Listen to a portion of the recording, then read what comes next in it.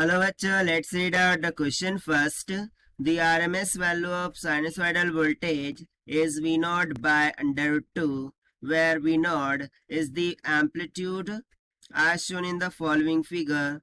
What is the RMS value of its fully rectified wave? Recall that V rad of t is equals to V of t, यानी कि ये V RMS होगा. यहाँ पर हो may be printing mistake. So ये V R M S होगा. V R M S of t is equals to mod magnitude of V of t. ठीक है, तो चलिए स्टार्ट करते हैं हम सोल्यूशन से. But before of its let's talk about the key concept which we are going to use here for this question. अब यदि मैं फुल्ली रेक्टिफाइड वेव की बात करूं, ठीक है, तो उसमें जो V R M S voltage होता है वो किसके इक्वल होता है? V M divided by root 2 के इक्वल. अब यहाँ पर यदि मैं वी एम की बात करूं, ठीक है, सो वी एम क्या होता है? पीक वोल्टेज होता है, और आप मैक्सिमम वोल्टेज भी बोल सकते हैं. सो पीक वोल्टेज यहाँ पर हम लिख देते हैं, it is nothing but the peak value of the voltage.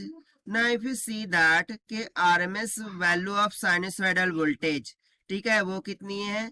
According to question Vrms is given to us V naught by under root of 2 के इक्वल. so यहाँ से यदि मैं कंपेयर करूँ, सो Vm इज इक्वल टू क्या आ रहा है? V naught के इक्वल आ रहा है, यानी कि ये peak value of the voltage को इंडिकेट कर रहा है ना. देखिए यहाँ पर क्या बोला है कि जो आरएमएस वैल्यू है वो फुल्ली रेक्टिफाइड वेव है, ठीक है, उसको हमने फुल्ली यहाँ पर रेक्टिफाइड कर दिया है. और आप डायग्राम में भी देख सकते हैं कि ये इनपुट साइनसोइडल वेव थी और ये आउटपुट साइनसोइडल वेव है, ठीक है, उसको फुल्ली क्या कर दिया है? रेक्टिफाइड कर दिया है. यानी कि जितना इनिशियल होगा उतना ही आउटपुट में होगा. तो यहाँ पर सिंपली हम बोल सकते हैं कि जो V R M S of t है वो is equal to magnitude of V of t के बराबर है.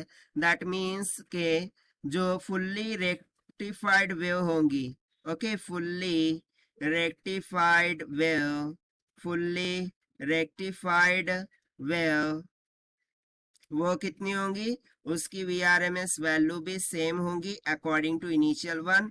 That is V R M S is equal to V naught by under root 2 के इक्वल. और यही हो जाएगा हमारा आंसर जो कि हमने सॉल्व किया है by using the concept off fully rectified wave से. Now let us take the option. So option A will become correct. So this is the required solution. I hope you understood well. Best of luck. Thank you.